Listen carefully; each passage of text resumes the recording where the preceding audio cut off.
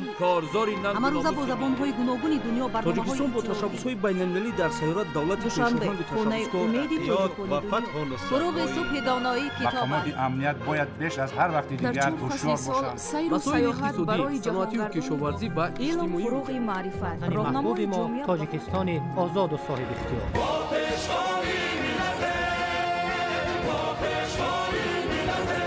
دوست باشید، اتفاق باشید، شکرانه همین دولت کنید، شکرانه همین سرزمین کنید، شکرانه کنید که چنین وطن عزیز و محبوب دارید.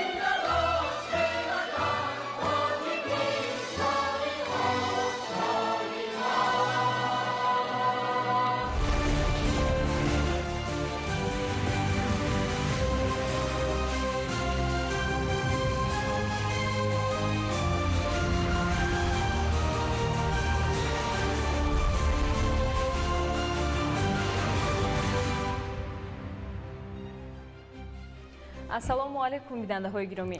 با توجه شما برنامه اطلاعاتی اخبار مستقیما از تلویزیون تاجیکستان.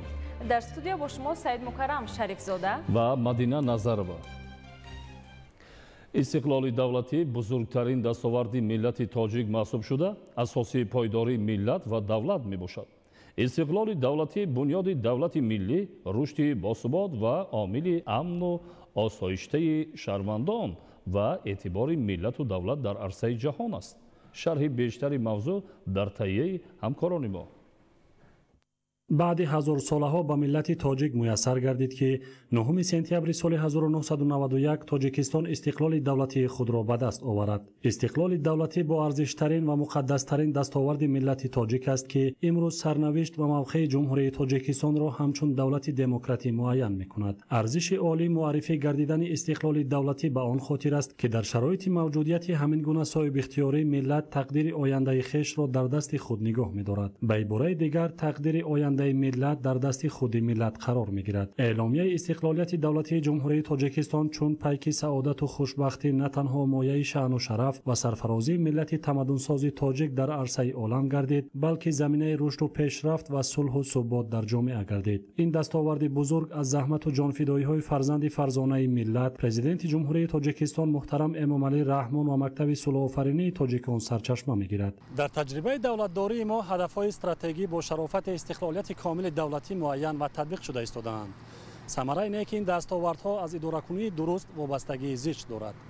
در این سمت مکتب دولتداری اساسگذار صلح و وحدت ملی پیشوای ملت پرزیدنت جمهوری تاجیکستان محترم امامعلی رحمان اهمیت مهم تاریخی داشته، آن را می توان همچون عنصر تحریک دهنده و تقویت بخشنده پایه‌های استقلال دولتی و صلح و ثبات در کشور نامید. استقلالیت نشانه هویت و آزادی، غرور ملی، افتخار و ناموس وطنداری، رمز سعادت و شرط بقای ملت بوده، تجسمگر صاحب اختیاری و یگانگی و صاحب دولتی تاجیکان را در عرصه جهان همچون کشور تشبثکار معین می‌کند. طی سالهای صاحب استقلالی تحت سیاست راهنمونساز پیشوای ملت، پرزیدنت جمهوری تاجیکستان محترم امامعلی رحمان تطبیق اصلاحات فراگیر در ساحه‌های گوناگون حیات جامعه و دولت، کارهای بنیادکاری و سازندگی ساختمان و تجدید اینفراستراکچور استحصالی و اجتماعی، انشاءات انرژتیکی، راه و نقلیات و دیگر اقدام‌های سازنده وسعت تازه کسب کردند. در مرحله نوی دولتداری استقلال ما، صلح ما، وحدت ما با اندیشه سالم و یک پیکاری سازنده و سیاستی نجیبانه و خردمندانه اساسگذار صلح و وحدت ملی پیشوای ملت پرزیدنت جمهوری تاجیکستان محترم امامعلی رحمان پیوندی ناگسستنی دارد. یعنی همین استقلال از همان اندیشه به وجود آمد که محور این اندیشه را صلح تشکیل می‌دهد و امروز صلح عامل اساسی رشد استوار است و همین صلح، همین استقلال، وحدت، ثبات اینها ارزش‌های کلیدی و واقعا اساسی محسوب می‌یابند که مکتب دولتداری پیشوای معظم ملت را تشکل می‌دهند و امروز ما توسط همین استقلال، توسط ثبات، توسط صلح توانستیم که هم در منطقه هم در عرصه جهان یک نفوذی خاصه را پیدا سازیم. این دستاورد در تاریخ دولتداری تاجیکان گردش کلی و آغاز مرحله صفتا نوی رشد بوده، در نزد نسل‌های امروزه وظیفه پرمسئول تاریخی گذاشته است که بنیاد دولت متمدن جوابگو به منفعت‌های ملی و ایجاد ارکان دولتداری معاصر را پیش گذاشت. از استقلالیت دیده چیزی قیمت بهاتر ما نداریم.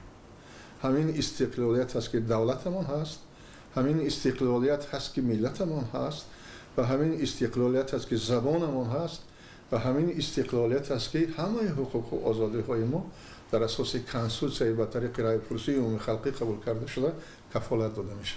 امروزها خلق تاجیک با شکرگزاری جشن 34مین سالگرد استقلال دولتی را در فضای صلح و آرامی و وحدت ملی جشن میگیرند که همه این آبادی و سازندگی ها ثمره استقلال است. محض استقلالیت به ما امکان میدهد که آرمان‌های ملی خود را عملی نموده برای آینده درخشان مملکت تلاش ورزیم. همچنین هر یک شهروند با ننگ و ناموس کشور را ضرور است تا به قدر صلح و ثبات استقلال دولتی و وحدت ملی برسد و با مهنت صافدلانه و صداقت به دولت رسالت خود را در جامعه اجرا نماید.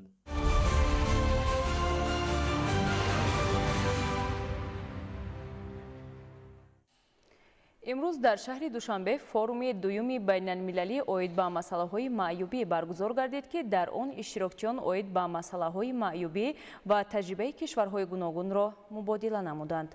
گزارش در این خصوص.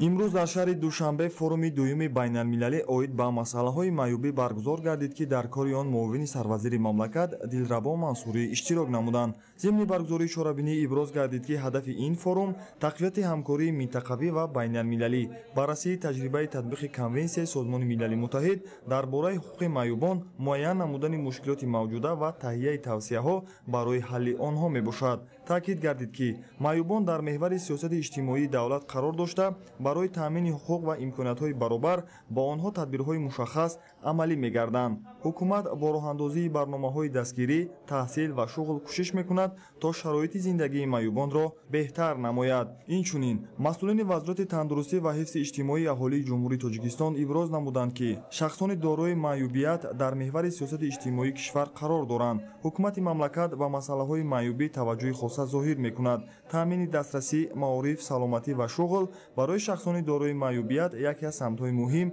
به شمار می‌رود. همچنین علاوه گردید که این فوروم با مقصد بررسی مشکلات و امکانات‌های فراهمسازی محیط فراگیر برای شخصان دارای معیوبیت، تحکیم حقوق‌های آنها و تقویت همکاری‌های بین‌المللی در این سمت برگزار گردیده در حل مشکلات‌های جای داشته نقشی حل کننده خواهد گذاشت. در جریان فوروم دوم بین‌المللی اوید به مسائل‌های معیوبی اشتراکچیان تجربه کشورهای گوناگون را مبادله نمودند و پیشنهادهای مشخص جهت بهتر کردن سیاست فراگیر و محیط دسترس ارائه کردند. فوروم دوم به طور روشن نشان داد که معیوبی تنها مسئولیت شخصی نیست بلکه مسئولیت عمومی جامعه و دولت است. با اطلاع مسئولین فوروم دوام 2 روز ادامه خواهد کرد. اشتراکچیان تجربه تطبیق کنونسیای سازمان ملل متحد درباره حقوق معیوبان را در کشورهای خود معرفی نموده توصیه‌ها و پیشنهادها را برای تکمیل سیاست دولتی و همکاری منطقوی تهیه می‌کنند.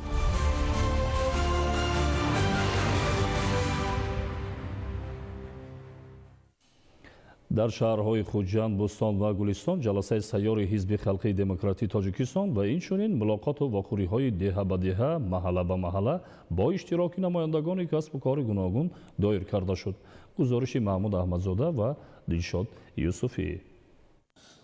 مقصد و مرام اعضا و جانبداران حزب خلقی دموکراتی تاجیکستان سرجمعی متحدی خلق ترغیب سیاست سازنده دولت و حکومت تاجیکستان، حفظ فرهنگ ملی، راهنمایی همگان از جمله جوانان به آموزش، سهمگذاری در آبادی وطن بوده با مقصد شناسایی از فعالیت کار و زندگی ساکنان، روند کارهای بنیادکاری و سازندگی این 90 ملاقات و واخوری با اصول دهه به دهه، محله به محله راهاندازی کرده شده است. چنین تدبیر از جانب نمایندگان حزب خلقی دموکراتی تاجیکستان و مسئولین کمیته اجرایی شهر و ناحیه‌ها در ولایت سوخت عملی کرده در دایره چهاربینی‌ها ملاقات با اهالی از کار و فعالیت کارمندان کارخانه‌های صنعتی زری سوخت در شهر بوستان، جمعیت سهامی کشاده قانون‌های غیرقانونی در شهر گلستان دیدن کرده در رفت آن بر راهبریت و کارمندان کارخانه‌ها ضرورت تقویت دادن فعالیت، استحصال محصولات وطنی و واردات وصل کننده، منفعت آن به اقتصاد ملی اساس رشد کشور ارزیابی کرده شد. ҳамчунин ба рафти захирасозии маҳсулот дар шароити хона шинос шуда бо ташкили чорабиниҳои фарҳангӣ дар қалъаи хуҷанд мулоқот бо афсарону сарбозони қисмҳои низомӣ ва дигар қишрҳои ҷомеа таъкид гардид ки ҳар шаҳрванд аъзои оила бояд бо истифода аз шароиту имкониятҳои муҳайёнамудии ҳукумати ҷумҳурии Тоҷикистон ҷиҳати беҳбудии рӯзгор баланд бардоштани сатҳи зиндагӣ кӯшиш намояд ва дар ин баробар содиқ будан ба арзишҳои миллӣ, садоқатмандии ҷавонон дар ҳифзи ватан, асоси таҳкими пояҳои истиқлолияти давлатӣ, рушди бештари Тоҷикистони соҳибистиқлол мегардад. ҷаласаи сайёри ҳизби халқи демократии Тоҷикистон мулоқот бо қишрҳои ҷомеа, аъзо ва ҷонибдорони ҳизб, сокинони касби кори гуногун дар маҳаллаҳо ва деҳаҳои шаҳру ноҳияҳои вилояти Суғд баргузор гардид ва гуфта шуд, ки имрӯз Тоҷикистони соҳибистиқлол таҳти роҳбарии президенти ҷумҳурии Тоҷикистон, пешвои миллат муҳтарам Эмомалӣ Раҳмон дар роҳи рушд қарор дошта, ҷиҳати ободии шаҳру деҳот, таъсиси ҷойҳои корӣ, фароҳам овардани шароити беҳтари зиндагӣ ба сокинон чораҳои мушаххасро амалӣ месозанд. аз ин рӯз ҳарҷамъии муттаҳидӣ саҳмгузории ҳамагон дар корҳои ободониву бунёдкорӣ баҳри иҷрои саривақтии нақшаву барномаҳои давлатӣ заминаи мусоид мегузорад.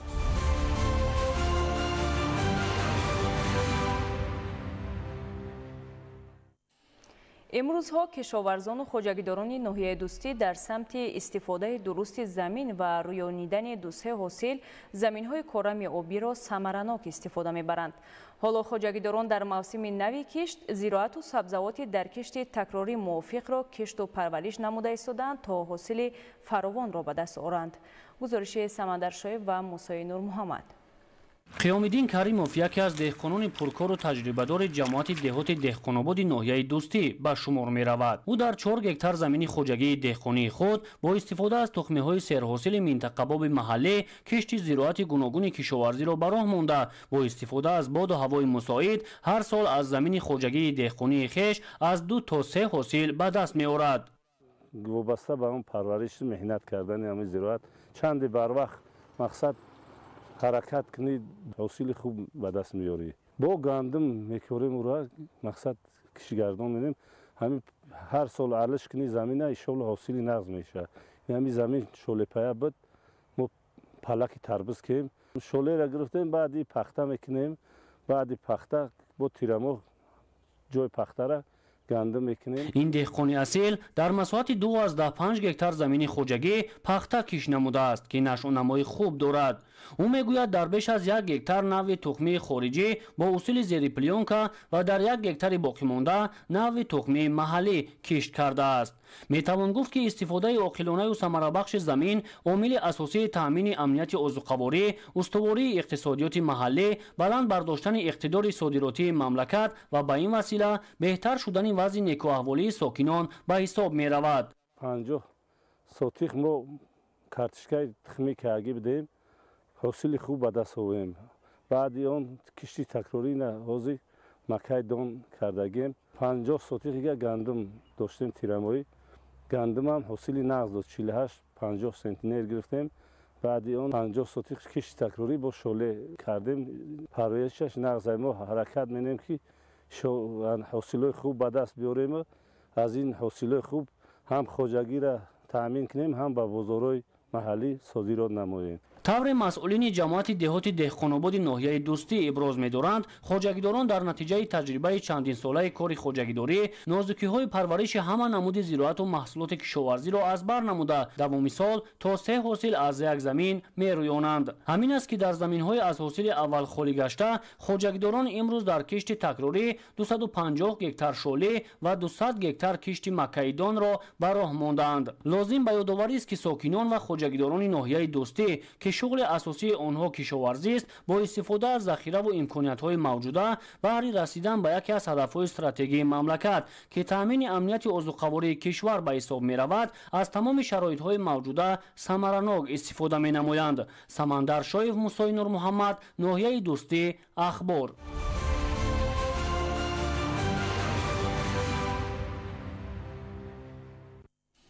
ноҳияи Шамсиддини Шоҳин бо шарофати соҳибистиқлолии мамлакат имрӯз дар марҳилаи рушду пешрафт қарор дорад.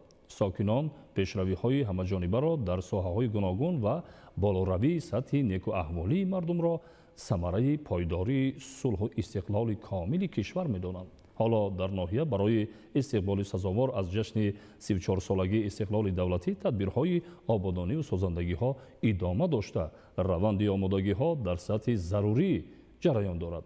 гузориши Олим Носирзода. истиқбол аз истиқлол ифтихори мо, ободониву созандагии мароми мост. таҳти ҳамин шиор сокинони ноҳияи Шамсиддиншоҳини вилояти Хатлон баҳри омодагиҳои сазовор доир ба истиқболи ҷашни 34-солагии истиқлоли давлатӣ ҳадафҳои мақсаднокро роҳандозӣ намуда, пайи амалисозии он даст ба дасти ҳам ниҳода ба сӯи ояндаи боз ҳам дурахшони ватан гомҳои устувор гузошта истодаанд.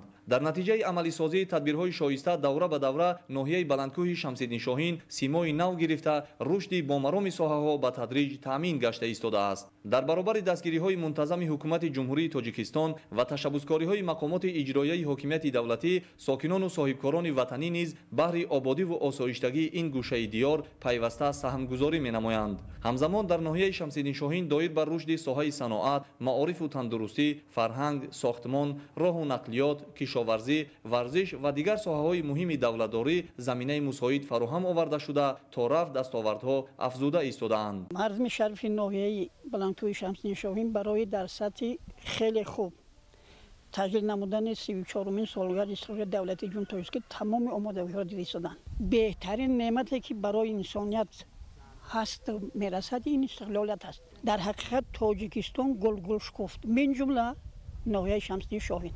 ноҳияи Шамсиддиншоҳин зодаи истиқлолият аст. барои он ки мардум дар сатҳи даркори ҳамин ҷашни бузурги миллиро таҷлил намоянд, имрӯз ҳама аз хонаву дар, аз кӯчаву пасткӯча шурӯъ карда истоданд. то ҷашни 35-солагии истиқлолияти давлатӣ дар ноҳияи Шамсиддиншоҳин амалисозии 216 иншоот нақшагузорӣ гардидааст. аз ҷумла бунёди 17 муассисаи таълимӣ, 11 муассисаи тиббӣ, 26 шабакаҳои муҳандисӣ, 3 иншооти соҳаи фарҳанг, 17 иншоот дар соҳаи варзиш, 25 корхона ва коргоҳҳои саноатӣ, 14 иншооти соҳаи кишоварзӣ, 12 иншооти соҳаи сайёҳӣ ва ҳунарҳои мардумӣ, 50 нуқтаҳои хизматрасонӣ ва 41 биную иншооти дигар дар ноҳия ба нақша гирифта шуда, корҳои сохтмонӣ бо вусъат ҷараён дорад. дар ноҳия имрӯз бо мақсади ҷашн гирифтани 34-солагии истиқлоли ҷумҳурии Тоҷикистон маҳз дар ҳамин соли 2025 45 адад иншоот ба нақша гирифта шудааст ки аз ин 18 адад иншоот ба таври пурра сохта ба истифода дода шудааст ки дар 10 адад иншоотҳои дигар корҳо бо маром идома доранд. то ҷашни 34-солагии истиқлоли давлатӣ наздик ба як моҳи дигар боқӣ монда аст. дар ноҳия корҳои ободонӣ бо маром идома дорад. мо сокинони ноҳия ҷашни мазкурро ба як шукӯҳ шаомати баланд таҷлил менамоем. ин ҳама пешрафту шукуфоиҳо ва дастовардҳои рӯзафзуни сокинон пеш аз ҳама натиҷаи пойдории сулҳу субот ва амну осоиштагии комили ватан аст, ки барои мардуми шарафманди Тоҷикистон ҷиҳати таъмини зиндагии осоишта ва расидан ба татбиқи ҳадафҳои созанда заминаи мусоид фароҳам оварда шуд. дар боғи Партишам ҳар рӯзи ҷумъа шоми истиқлол гузаронда мешавад, ки мардум сарҷам мекунад ва мардум дар рӯҳияи хеле болида омода мешаванд, суҳбат мекунанд, дидор мекунанд ба якдигар. ин боз ҳам мардумро ба ҳам қарин мекунад, дӯст мекунад, муҳаббати мардумро бедор мекунад ва як рӯҳияи идона барои мардум илқо мекунад. ҳамаи ҳамин самараи истиқлолияти ҷумҳурии Тоҷикистон аст, самараи сиёсати пешгирифтаи асосидори усули ваҳдати миллӣ пешвои миллат аст ки мардум барои сарҷамӣ, барои тозагӣ, барои ободӣ ба ҳам меорад ва аллакай ҳамон меваи шадбораша имрӯз чашида истодаем. чун ҳамасола сокинони ноҳия истиқболи ҷашни 34-солагии истиқлоли давлатиро бо натиҷаҳои назараси истеҳсолӣ, афзоиши дастовардҳо дар бахшҳои мухталифи хоҷагии халқ ва дигар тадбирҳои ободонӣ дар сатҳи баланди идона таҷлил хоҳанд намуд. бо ин мақсад иқдомҳои созанда дар марказ ва ҷамоатҳои деҳоти дурдасти ноҳия амалӣ шуда, омодагиҳо дар ин самт то рафт вусъат дода мешавад. Олим Носирзода, Хуршеди Нодирхон, ноҳияи Шамсиддиншоҳин, Ахбор.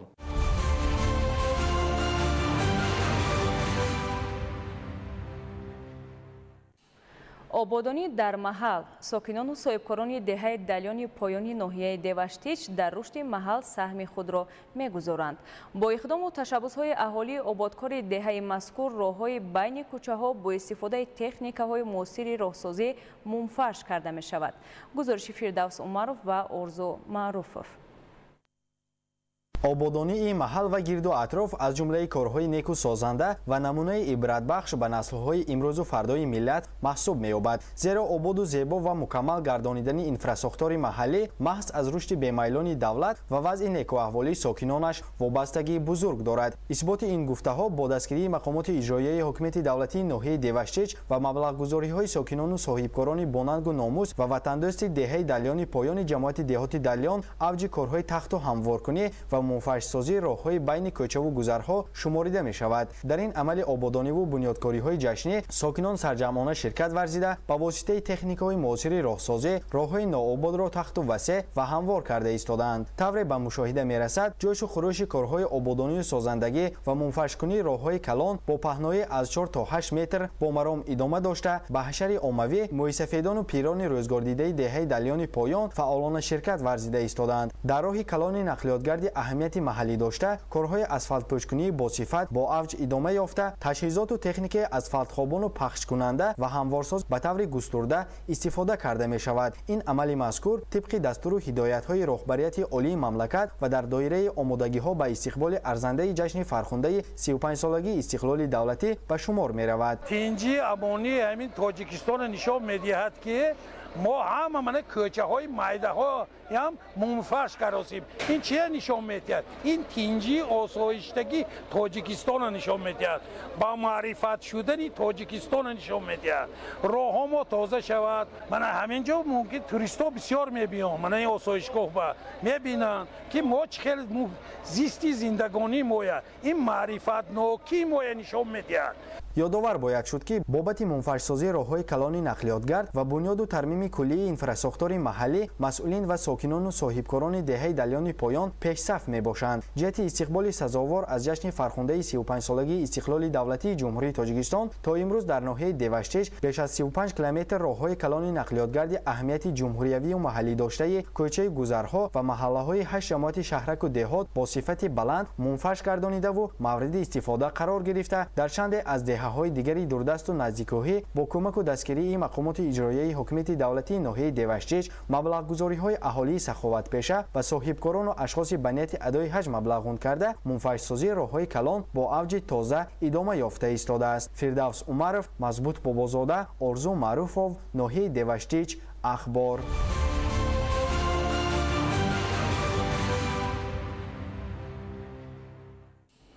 дар даврони соҳиби истиқлолии мамлакат соҳаи сайёҳӣ ва ҷаҳонгардӣ дар ҷумҳурии Тоҷикистон рушд ёфта ҳузури сайёҳони хориҷиро дар қаламрави Тоҷикистон бештар намуд.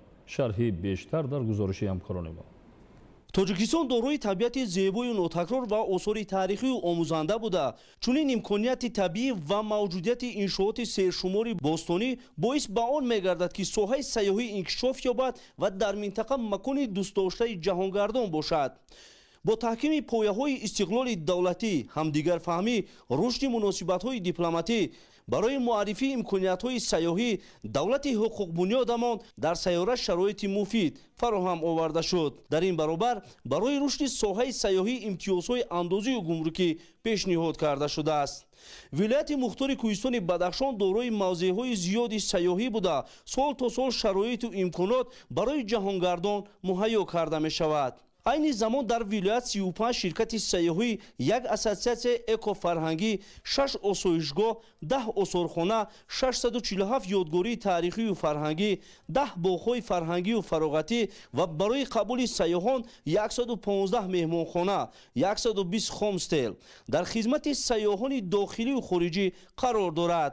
дар нимсораи аввали соли 2025 ба вилоят 17921 сайёҳ ворид шудааст ки нисбат ба ҳамин давраи соли гузашта 2 баробар зиёд мебошад. ноҳияи Дарвоз як минтақаи сайёҳии вилояти мухтори кӯҳистони Бадахшон ба ҳисоб рафта бо обҳои шифобахш, чашмаҳои мусаффо ва кӯҳҳои сарбоафлоки худ сайёҳони хориҷию дохилиро ба худ мафтун кардааст.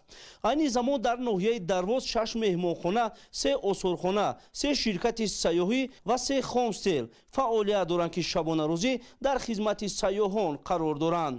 گفتم به مورد است که در دوران صاحب استقلالی مملکت ساحه سیاحی و جهانگردی در جمهوری تاجیکستان رشد یافته حضور سیاحان خارجی را در قلمرو تاجیکستان بیشتر نمود. جمهوری تاجیکستان عضو کامل حقوقی سازمان عمومی جهانی سیاحی می باشد. این امکان فراهم آورده است که منطقه های تاریخی و فرهنگی و سیاحی مملکتمان در کتاب خریطه سیاسی جهان وارد گردد و جمهوری تاجیکستان را با منطقه های سیاحی از جمله کوههای بلند آسمانبوس و آبهای مصفایش به جهانیان بیشتر معرفی نماید.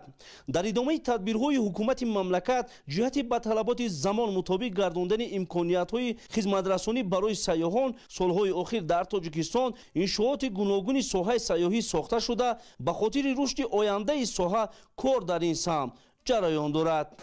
این است شکوه طبیعت تاجیکستان خورشیدی. ناحیه دروازه بام جهان نیز مینامند. ناحیه درواز در زمان صاحب استقلالی مملکت با توجه و دستگیری به واسطه پیشوای معظم ملت پرزیدنت جمهوری تاجیکستان محترم امامعلی رحمان سیمای خود را کلاً دیگر کرده و امروز به مکان سیر و سیاحت سیاحان داخلی و خارجی تبدیل گشته است. این حال در ناحیه درواز 6 مهمانخانه، 2 هاستل و 3 شرکت سیاحی فعالیت دارد و شبانه روزی در خدمت سیاحان داخلی و خارجی قرار دارد. طبق آمار کمیته رشد سیاحی نزد حکومت جمهوری تاجیکستان تنها در 6 ماه اول سال 2025 به ناحیه درواز ولایت مختار کوهستان بدخشان نزدیک به 10,000 سیاح وارد گردیدند که از این شماره زیاده از 3,000 سیاحان خارجی تشکیل می‌دهد. امروز همه گونه شرایط در ناحیه درواز موجود میباشد. این همه پیشرفت و آبادی را میتوان در ناحیه درواز با شرافت استقلال دولتی و توجه همیشگی حکومت مملکت مربوط دانست.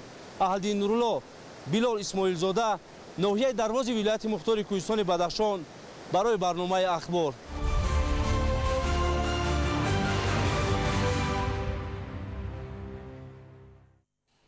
آغاز سال نو تحصیل نزدیک می شود و با این مناسبت در شهر و ناحیه های مملکت یرمرکه‌های فروش لباس مکتبی تشکیل گردیده است.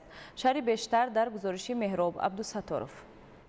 با ярмаркаи доимамалкунанда намоишфурӯши либосҳои мактабӣ дар назди иттиҳодияи сесолии насоҷии тоҷик хонандагон бо майли зиёд меоянд. онҳо сифати хуби либосҳо қаноатмандӣ мекунанд. хонандагоне ки андозаи худро пайдо карда метавонанд бевосита дар коргоҳи дӯзандагӣ тибқи дархосташон либоси мактабӣ фармоиш диҳанд. таъмини хонандагон бо либосҳои мактабии сесолии ватанӣ аз масъалаҳои муҳим маҳсуб шуда ҳукумати ҷумҳурии тоҷикистон дар ин самт пайваста тадбирҳои судманд меандешад. ба ин масъала президенти ҷумҳурии тоҷикистон пешвои миллат муҳтарам امامعلی رحمان توجه مخصوص ظاهر نموده مسئولین و رهبران کارخانه‌های دوزندگی را وظیفه‌دار کردند که 3 سال لباس‌های مکتبی را در جمهوری افزایش داده و این واسطه جای‌های نوی کاری تأسیس و همزمان خوانندگان مملکت را با لباس‌های خوش‌صفت ارزان تامین نمایند. اتحادیه 3 ساله نساجی تاجیک دوخت لباس مکتبی را در اساس طلبات دستورالعمل لباس‌های توصیوی برای خوانندگان مؤسسه‌های تحصیلات عمومی که از جانب وزارت معارف و علم تهیه شده است برآ مانده است. دستورالعمل مذکور سال 2007 به توصیب رسیده و تمام کارخانه‌های 3 ساله پیشنهاد گردیده است. اینچنین از ماه ینوری سال 2018 این جانب استاندارد دولتی لباس مکتبی قبول گردیده. کارخانه با رعایت طلبات این استاندارد لباس‌های مکتبی را استحصال می‌نماید.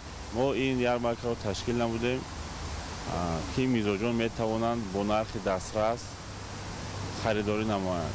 باید خرید نمود که صفت متاح‌های ما با طلبات زمانه جوابگو میباشند. مسئولین اتحادیه 3 ساله نساجی تاجیک برای به استانداردهای جهانی جوابگو گردیدن لباس‌ها برای کارگاه تجهیزات نوی زمانوی خریداری نموده جهت بلند برداشتن ملکه کارمندان به کارخانه بهترین طراحان و تکنولوژها دعوت شدند. در حقیقت در ярмаркаи فروش لباس‌های مکتبی که در شهر دوشنبه تشکیل گردیده است طلبات استعمال کننده را قانع ساخته از جهت نرخگذاری و صفت برتریت زیاد دارد.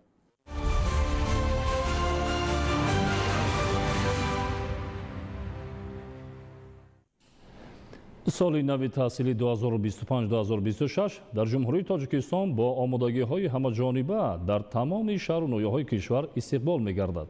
дар аксари муассисаҳои таҳсилоти миёнаи умумӣ корҳои таъмиру навсозӣ анҷом ёфта, синфхонаҳо бо мизу курсиҳои нав, лавозимоти таълимӣ ва таҷҳизоти замонавӣ таъмин гардиданд.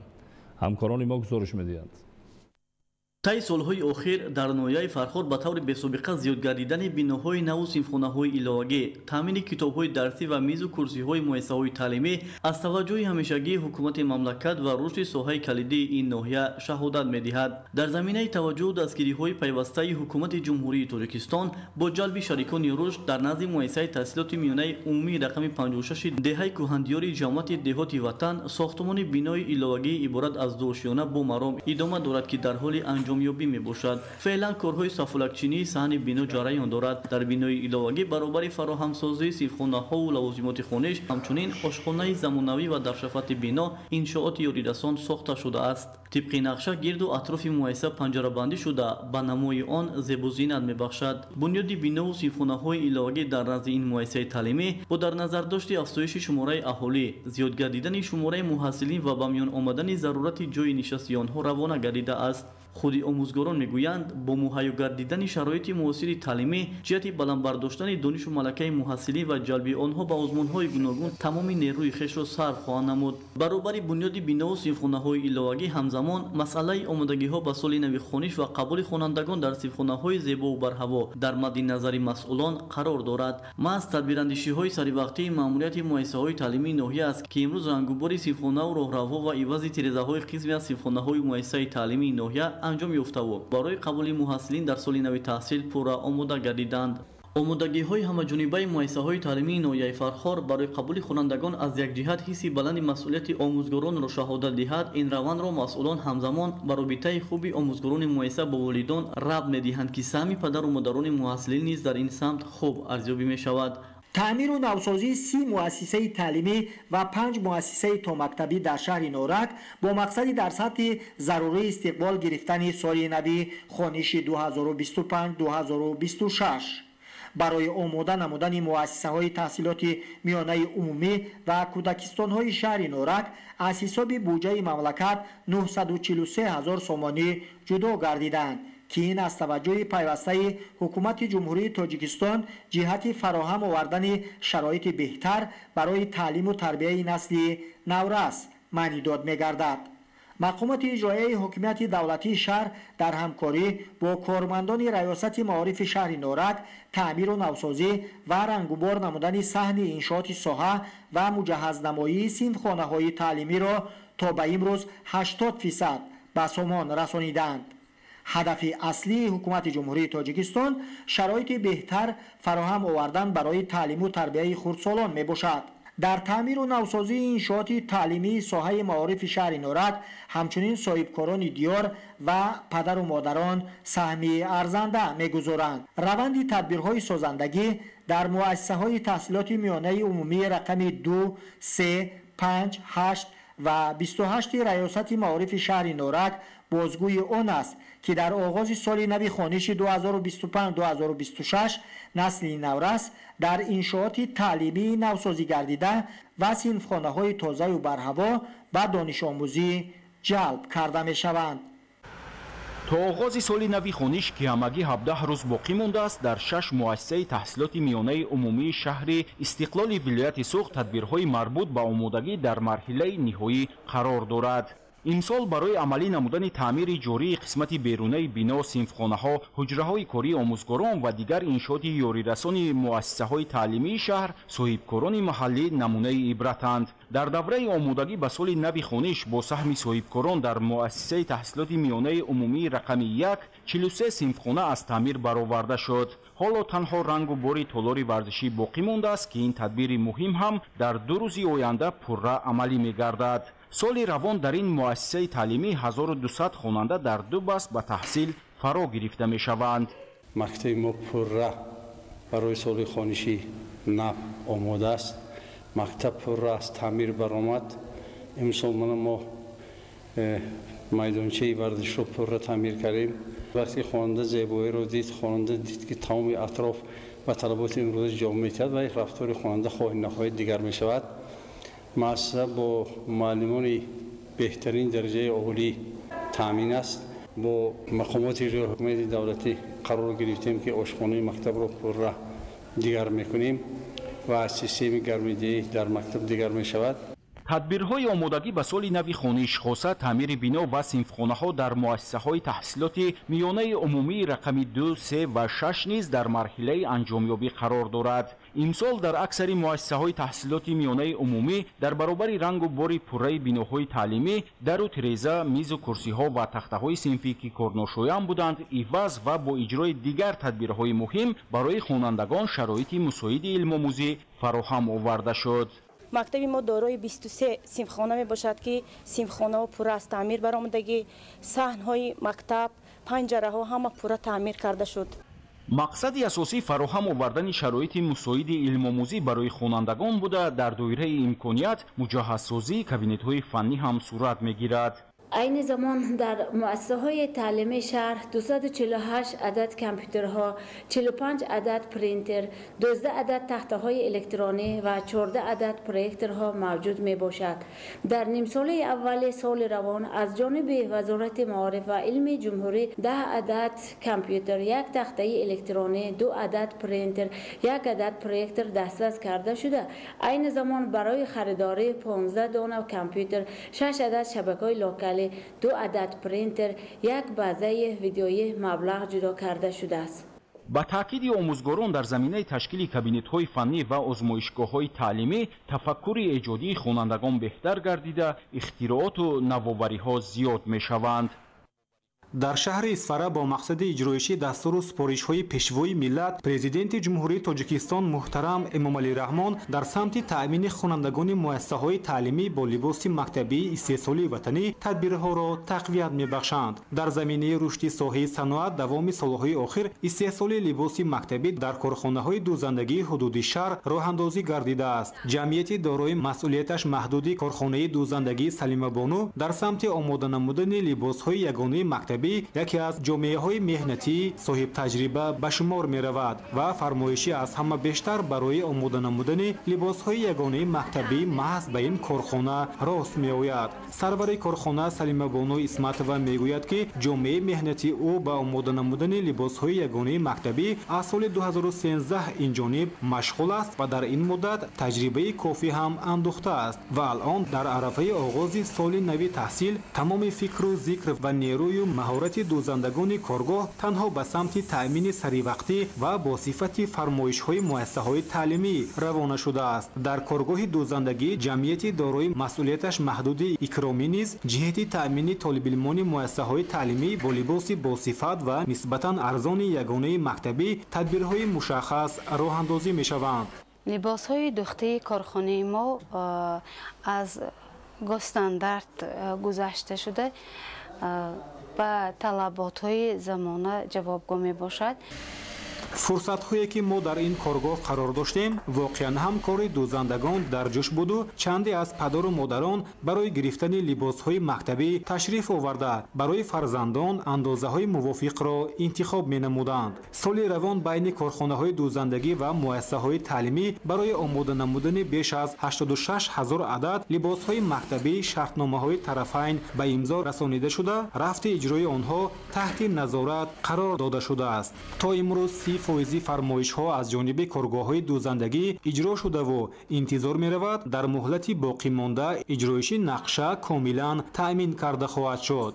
маврид ба зикр аст ки дар шаҳру деҳоти Исфара 89 муассисаи таҳсилоти миёнаи умумӣ бо фарогирии 43475 нафар хонандагон бо таълиму тарбия фаъолият доранд. барои ин шумораи хонандагон либоси тавсиявии мактабӣ пурра дар коргоҳҳои дӯзандагии ҳудуди шаҳр тайёр карда мешаванд.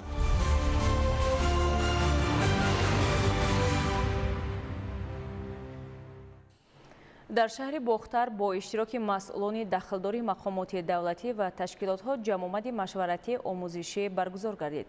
гузориш дар ин хусус. ҷиҳати дар амал татбиқ намудани барномаи давлатии таҳкими ҳифзи сирри давлатӣ ва ҳифзи техникии иттилоот дар ҷумҳурии Тоҷикистон барои солҳои 2022-2026 бо ибтикори сари идораи ҳифзи сирри давлатӣ назди ҳукумати ҷумҳурии Тоҷикистон дар толори китобхонаи донишгоҳи давлатии Бохтар ба номи Носири Хусрав машварати омӯзишӣ дар мавзӯи ҳифзи сирри давлатӣ ва ҳифзи техникии иттилоот, камбудиҳои ҷойдошта, роҳҳои бартарафнамоии онҳо ва даври аввали озмуни ҷумҳурӣ جمهوریوی بهترین مقام نظام مخفیت با اشتراک مسئولان مقامات نظام مخفیتی مقامات دولتی و تشکیلات‌های شهر و ناحیه‌های منطقه باختر ولایت ختلان برگزار گردید. پس از مشورت آموزشی آزمون به کار خود شروع نموده، دور یکم آن که از 2 زیردور عبارت بود در شکل اجرای سوالنامه‌های تستی و نوشتن انشا گذرانده شد. آزمون مذکور با مقصد بلند برداشتن صفتناکی فعالیت خدمتی، رشد دادن دانش‌های صاحبی، دریافت و هوسمند نمودن مسئولان مقام نظام مخفیتی که نشان دهنده‌های خوب کاری داشته، فعالیت درست و با ثمر مقام نظام مخفیت را در مقامات دولتی و تشکیلات‌ها براه ماندن برگزار کرده می شود. تحلیل ها نشان می دهند که برگزار نمودن آزمون مذکور باعث بهتر خوبتر گردیدن سمت کارگزاری مخفی مسئولان مقامات دولتی و تشکیلات ها گردیده است. چنان مسئولین اظهار داشتند دانش‌های کسبی مسئولان مقام نظام مخفیتی مقامات دولتی و تشکیلات‌ها مورد سنجش قرار گرفته در هر یک منطقه 10 مسئول مقام نظام مخفیتی بهترین برای اشتراک در دور دوم آزمون که در پایتخت مملکت شهر دوشنبه دایر می‌گردد راه می‌یابند.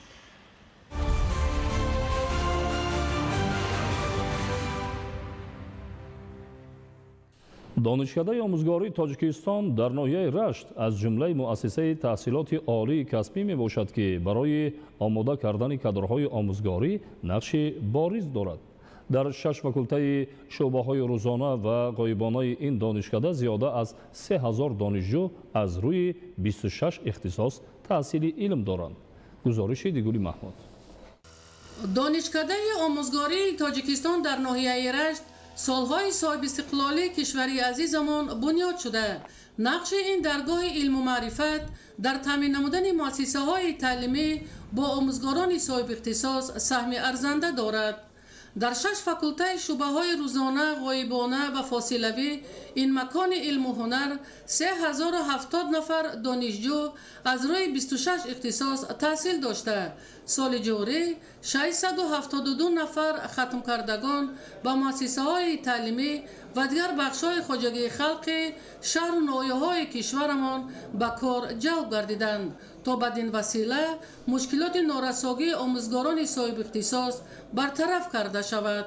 دور اول طریق مرکز ملی تستی صدها نفر داوطلبان به دانشکده آموزگاری تاجیکستان در ناحیه رشت همچون دانشجو به تحصیل فرا گرفته شده است تا خوانده صاحب دانش و کسب‌های طلبات بازار مهنت شوند. سالهای آخر در پرتو غمخوری‌های حکومت جمهوری تاجیکستان زمینه‌های مادی دانشکده آموزگاری خیلی هم بهتر شده است. از جمله تعمیر بنای تعلیمی، دسترس نمودن تجهیزات و دیگر واسطه‌های عیانی برای باز هم بلند برداشتن سطح و صفت تحصیلات مساعدت نمود. در دانشکده برابر کتابخانه همزمان کتابخانه الکترونی موجود بوده. دانشجویان از این گنج بی‌بها ادبیات‌های ضروری را پیدا می‌کنند. برگزاری آزمون‌های جمهوری تاجیکستان وطن عزیز من فروغ صبح دانای کتاب است. علم فروغ معرفت، تاجیکان آینه تاریخ ملت به جلب دانشجویان به کتابخانه و از خودکنی فن‌های دقیق نقش ارزنده گذاشته ایستاده است. این است که همه ساله شماره زیادی داوطلبان در این آزمون‌ها از حساب آموزگاران و دانشجویان افزوده ایستاده است. با مهیا نمودن شرایط زمانوی هیئت استادان دانشکده آموزگاری کوشش دارند که دانشجویان را در روحیه وطن دوستی، افتخار از حفظ دستاوردهای استقلال دولتی، صلح و ثبات و ارج گذاشتن به تاریخ و فرهنگ خلق تاجیک تربیت نمایند تا آنها صاحب کسب شده در آینده به خلق و وطن عزیزمان صادقانه خدمت نمایند. ایدگولی محمود، دادرجان میرزازاده، برای برنامه اخبار از منطقه رشت.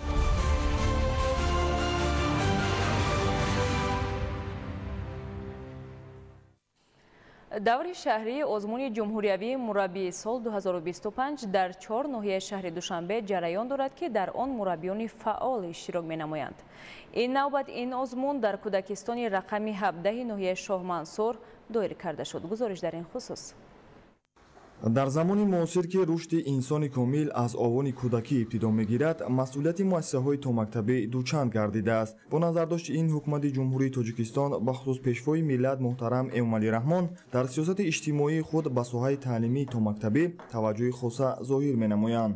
ҷиҳати татбиқи босамари сиёсати давлатӣ дар ин самт ҳар сол озмуни ҷумҳуриявии мураббии сол баргузор мешавад ки ҳадафи асосии он баланд бардоштани мақоми мураббӣ ва такмили фаъолияти касбии кормандони соҳа мебошад. даври шаҳрии ин озмун дар 4 ноҳияи шаҳри Душанбе ҷараён дорад ки дар он мураббиёни фаъол иштирок менамоянд. ин навбат ин озмун дар кӯдакистони рақами 27 ноҳияи Шоҳмансур доир карда шуд. раванди озмун зери назари ҳайати бо таҷрибаи ҳакамон баргузор гардид. онҳо иштирокчиёнро на танҳо аз рӯи иҷрои шартҳо, балки аз рӯи муносибати ахлоқӣ, нутқи муаллимиву таҳлилгарӣ, омодагӣ ба пешбурди усулҳои навини таълим ва қобилияти кор бо волидон низ баҳогузорӣ намуданд. озмуни имсола сатҳи хуб дошт. мураббиён ҳангоми гузарондани машғулиятҳо усулҳои муосири таълимиро истифода мебурданд ба монанди методи лоиҳавӣ, методи бозӣ, истифодаи таҷҳизоти таълимии визуалӣ ва дигар усулҳои интерактивӣ. баргузории чунин чорабиниҳои касбӣ як амали муҳими тарғибӣ дар самти баланд бардоштани мақому манзилати мураббиён дар ҷомеа мебошад.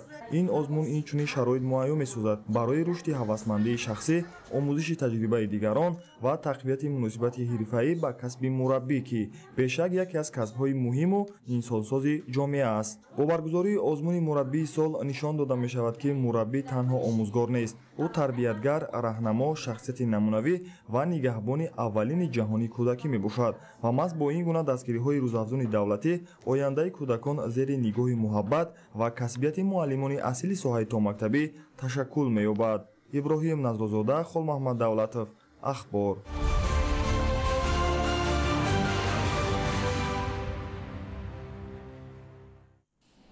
18 август дар Тоҷикистон рӯзи табибон таҷлил карда мешавад. ба ин муносибат дар маркази саломатии шаҳрӣ рақами 15 чорабинӣ идона баргузор гардид. гузориши Комрон Одиназода. бахшида ба рӯзи кормандони соҳаи тиб дар маркази саломатии шаҳрӣ рақами 15 бо иштироки масъулин, кормандон ва масъулини кумитаи иҷроия ҳизби халқии демократии Тоҷикистон дар ноҳияи Фирдавсии шаҳри Душанбе ҳамоиши идона баргузор гардид. зимни баргузории чорабинӣ иброз гардид ки ҳифзи иҷтимоии аҳолӣ яке аз самтҳои афзалиятноки сиёсати иҷтимоии ҳукумати ҷумҳурии Тоҷикистон маҳсуб шуда, соҳаи тандурустӣ дар мамлакат марҳила ба марҳила рушд менамояд. кормандони соҳаи тандурустӣ дар ин давра ба пешравиҳои назаррас ноил гардида барои пешбурди соҳа ва беҳдошти сатҳу сифати хизматрасонии тиббӣ дар амал татбиқ кардани стратегия ва барномаҳои миллии давлатӣ дар самти тандурустӣ ва солимии аҳолӣ усулҳои наву муосири муоинаву муолиҷаро ҷорӣ намуданд. ба таъкиди иштирокчиёни ҳамоиш, солимии ҷомеа дар ҳама давру замон солимии миллат, давлат ва дар маҷмӯъ сайёра дониста мешавад. маврид ба зикр аст ки имрӯз бештари кормандони соҳаи тандурустиро дар мамлакат занону духтарон ташкил медиҳанд. дар пойтахти мамлакат шаҳри Душанбе даҳҳо муассисаҳои тандурустӣ бунёд ва бо навтарин таҷҳизоту лавозимоти тиббӣ таъмин ва ба истифода дода шуданд ки дар натиҷа сатҳ ва сифати хизматрасонии тиббӣ ба аҳолӣ боз ҳам беҳтар гардид. дар қисмати охири чорабинӣ ба як қатор кормандони фаъол сипоснома ва тӯҳфаҳои хотирмон тақдим карда шуд.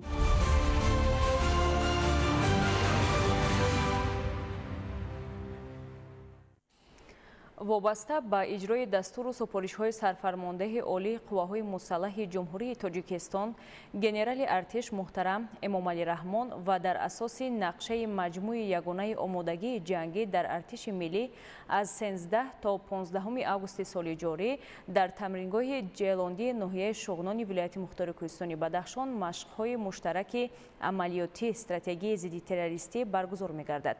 гузориш аз маркази матбуот ва иттилооти вазорати мудофиаи мамлакат.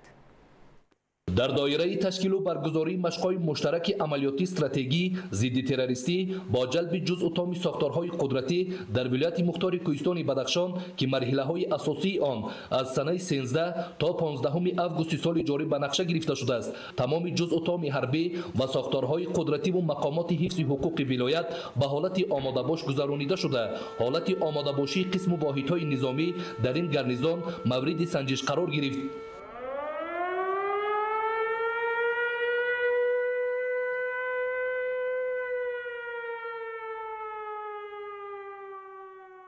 وابسته به مطلب پیشبینی گردیده به مشق‌های مشترک نوبتی در بینای کمیسریات حربی ولایت مختار کوهستان بدخشان و پایگاه یکی از قسم‌های حربی قشون‌های زودعمل قرارگاه موقتی عاید به تهیه و کارکرد نقشه‌ها مطلب مشق‌های مشترک عملیاتی استراتژی و اینچنین ستاد راهبریت تشکیل کرده شده از جانب هیئت راهبری و فرماندهی مشق‌ها راهبریت و اعضای ستاد مشترک مسئله‌های مربوط به این رزمایش‌های حربی آمادگی قوه و های منطقه مدافع حدودی مورد آموزش قرار داده شد. همزمان با تشکیل نقطه های تعلیمی افسران مسئول جزء تام و ساختارهای قدرتی در این گرنیزان به درس های عملیاتی تکتیکی فرا گرفته شده با یاری گروه های عملیاتی ریاست های دستدار دستگاه مرکزی وزارت مدافع ستاد گنرالی قوه های مسلح ریاست های قشون های خشکیگرد قشون های زودعمل و قوه های حربی هوایی و مدافع ضد هوایی ارتش ملی موضوع های تحریزی شده در مشق‌های مشترک ضد تروریستی و مطلب پیش بینی گردیده به آن را مورد کارکرد و آموزش همه‌جانبه قرار دادند. بهر در سطح بلند تشکیل و گذرانیدن مشق‌های مشترک عملیاتی استراتژی ضد تروریستی با جلب جزء تام ساختارهای قدرتی در ولایت مختار کوهستان بدخشان در پایگاه برگزاری رزمایش‌های مذکور مشقگاه جیلاندی نقطه فرماندهی خیمه‌های صحرایی و دیگر شرایط لازمه به هیئت شخصی اشتراکچیان تمرین‌های نوبتی تشکیل گردیده منطقه مذکور به یک میدان شرطی جنگ تبدیل داده شده است. مشق‌های مشترک ضد تروریستی که دوام چندین روز است در این تمرینگاه کوهی تحت راهبری سردار استاد گنرالی قوه‌های مسلح جریان دارد. اشتراکچیان آن در چند مرحله عمل نموده در یک جایگی مطلبی به مشق‌ها پیش بینی گردیده را با استفاده از امکانیت‌های موجوده عملاً تطبیق می‌نمایند. دور نهایی رزمایش مذکور در سه مرحله و از روی مطلب عملی جزء تام قشون‌های سرحدی کمیته دولتی امنیت ملی هنگام عبور خط سرحد دولتی از جانب گروه‌های غیرقانونی سلاح بدست بردن رزمدکای هوایی زمینی و در این زمینه گذرانیدن عملیات مخصوصی ضد تروریستی عاید به تازه و آزاد نمودن محل اهالی نشین اینچنین نابودسازی گروه‌های اساسی دشمنان شرطی راه اندازی می‌گردد. ضمناً هیئت شخصی ساختارهای قدرتی با استفاده از نوع‌های گوناگون سلاح و مهمات حربی، ماشین‌های مخصوصی جنگی، تانک و توپ، آویاسیای جنگی و دیگر واسطه‌های معاصر نظامی جلب گردیده به مشق‌های مشترک تیرپرانی جنگی دایر نموده به سوی هدف‌های نهایی که تجسمگر دشمنان احتمالی میباشند آتش شدید روانه می‌نمایند.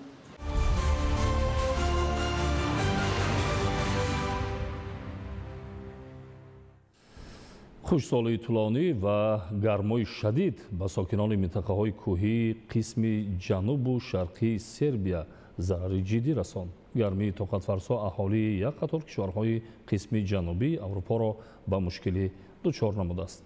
شرح پوره خبرهای خارجی کشور در تهیه همکاران ما. гармии шадид қисми зиёди сербияро фаро гирифт. ҳарорати ҳаво дар пойтахти кишвари мазкур шаҳри белгард то ба 34 дараҷа ва дар баъзе минтақаҳои атрофи он ба 40 дараҷа расидааст. ба гуфтаи ҳавошиносон авҷи гармо чанд рӯз дигар идома меёбад. табибон ба сокинон тавсия медиҳанд ки то ҳадди имкон аз манзилҳои истиқоматиашон набароянд, бештар об нӯшанд ва фаъолияти ҷисмониро маҳдуд намоянд. вобаста ба хушксолӣ кӯли чад воқеъ дар африқои марказӣ беш аз 95% масоҳати он хушк шудааст. обанбор ки давоми асрҳо миллионҳо одамонро бо оби нӯшокӣ моҳӣ ва замини ҳосилхез таъмин мекард ҳоло ба ботлоқҳои алоҳида ва кӯлҳои хурд ҷудо гардидааст. коршиносон ҳолати пешомадаро дар тағйирёбии иқлим хушксолӣ ва истифодаи нодурусти сарватҳои табиӣ рабт медиҳанд. хушк гардидани кӯл ҷонварони обиро низ зери хатар мондааст. кӯли чад миллионҳо сол қабл вуҷуд дошта он дар сарҳади чад нигер камерун ва нигерия ҷойгир аст ва як маркази муҳими тиҷорат ва фарҳанг барои мардуми маҳаллӣ боқӣ мемонанд. сокинони шаҳри басраи ироқ бошад ба норасоии оби ошомиданӣ ки он дар 80 соли охир бесобиқа арзёбӣ мегардад рӯбарӯ шуданд. коршиносон изҳор медоранд ки шӯргардидани оби дарёи маҳаллӣ бо суръат афзоиш ёфта ҳолати пешомадаро мураккаб намудааст. басра бузургтарин шаҳри саноатӣ ва бандарӣ дар қисми ҷанубии ироқ ҷойгир буда дар он беш аз 3 миллион нафар زندگی میکنند. برای بهبودی وضع حکومت عراق ساختمان آبانبارهای خرد و کلان را اعلام کرد، ولی برای بنیاد آبانبارها نه کمتر از 3 سال لازم است. عراق به فهرست 5 کشور آسیب‌پذیر تغییریابی اقلیم شامل شده است. خشکسالی علاقه صدها خواجگیداران را به مشکل دچار نموده است. وابسته به این مقامداران مجبور شدند که به خاطر حفظ آب آشامیدنی فعالیت کشاورزی را کاهش دهند. در یک کارخانه استحصال مواد ترکنده واقع در شهر سان پاولو برزیلیا ترکش رخ داده بعداً سوختور سر زد. بر اثر حادثه 9 نفر به هلاکت رسیده، 7 کس دیگر جراحت برداشتند. از روی معلوماتی رسیده ترکش در یک کارگاه کارخانه مذکور زمانی که نفرانی زیاد مشغول کار بودند به عمل آمده است. از ضربه ترکش قسم زیادی کارخانه خراب گردید. درباره سبب‌های رخ دادن ترکش معلومات درج نگردیده است. در یمن زیاده از 2 میلیون کودک از نورسایی غذا اذیت میکشند. سازمان‌های بین‌المللی به دلیل مبلغ‌گذاری نااستوار و ناآرامی‌های داخلی نمی‌توانند به نیازمندان کمک‌های بشردوستانه انتقال دهند. با گفته نمایندگان سازمان ملل متحد، در پی ناآرامی‌های داخلی بیش از 4 میلیون نفر منزل‌های استقامتیشان را ترک نموده آواره شدند. طبق اطلاع کارشناسان، مخصوصاً زنان، کودکان و دیگر طبقه‌های آسیب‌پذیر در حالت وزنین قرار دارند. وابسته به نمایندگان تشکیلات‌های گومانیتری از جامعه جهانی درخواست دارند که سطح کمک‌های بشردوستانه را به اهالی نیازمند یمن افزایش دهند.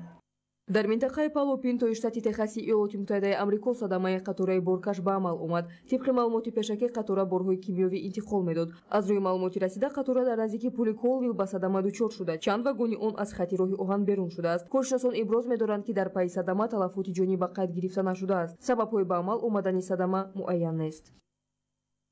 در سراسر یونان بیش از 100 سوختاری جنگل به قید گرفته شد. وابسته به این 10 نفر بر اثر زهرشوی از دود سوختاری بیش از 1000 در بیمارخانه‌ها بستری کرده شدند. همچنین چند بنای استقامتی خراب گردیده است. سوختارهای شدید در جزیره‌های اوخایا، زاکینتوس، کاتالونیا و خیوس به قید گرفته شده است. در رابطه با این هزاران نفر منزل‌های استقامتیشان را ترک نموده به جاهای امن کوچ بستند. برای خاموش کردن سوختار زیاد از 5000 نفر کارمندان خدمات آتش‌نشانی فعالیت دارند. با کار کارمندان خدمات داخلدار وضع شمال و گرمی هوا خلل وارد کرده است. با گفته هواشناسان چند روز آینده حرارت هوا در این منطقه تا 34 درجه گرم باقی میماند.